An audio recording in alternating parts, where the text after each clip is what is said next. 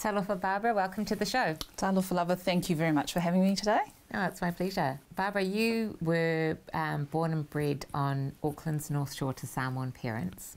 Can you tell us about your background and your experience as a first-generation Samoan living in New Zealand? Yeah, so I think my story is very typical of Pacific story, which is my parents came from Samoa in 1978. My father is from Whaliula in Whaliakiu, and my mother is from Safoko and Fasiko'uka. So they came to New Zealand, to the land of milk and honey, you know, for a better education for their children. They landed in Auckland's Ponsonby in a rat-infested sort of home. And then as the Pacific tide moved to South Auckland, my father decided to capitalise their family scheme benefit and their savings, and they bought a house on Auckland's North Shore in suburban Glenfield. So my parents, just the same thing as many Pacific parents, wanting better outcomes for their children, education, you know, and that's why they came to New Zealand. Unfortunately for my family, my mother passed away a couple of years after they'd bought their first home. She died from cancer. So she died when I was 4, but we buried her on my 5th birthday. So it was a hard time for my father, but my father was the eldest of 11 and the only one that went past 4th form at school. So he actually got a tertiary education. So he went on the DPB to look after my mother when she fell sick. And then when Mum passed away, he stayed on the domestic purposes benefit.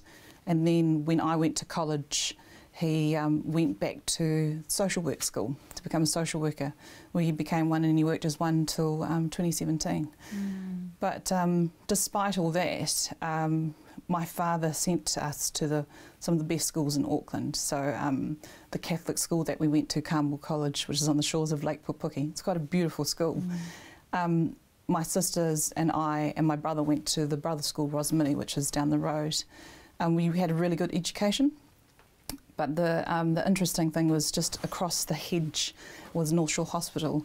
And at North Shore Hospital, my aunties and my uncles were like the cleaners, the orderlies, and were the cooks and the kitchen hands. So it was quite the juxtaposition of having a decile 10s Catholic school where your children were going to, getting the best education in New Zealand. And then right next door, your family's working in the bowels of the kitchen. But yeah, growing up on Auckland's North Shore, it was very different compared to my cousins, who a lot of them were brought up in South Auckland. The school we went to, there was only a handful of Pacific children, a handful of Māori children.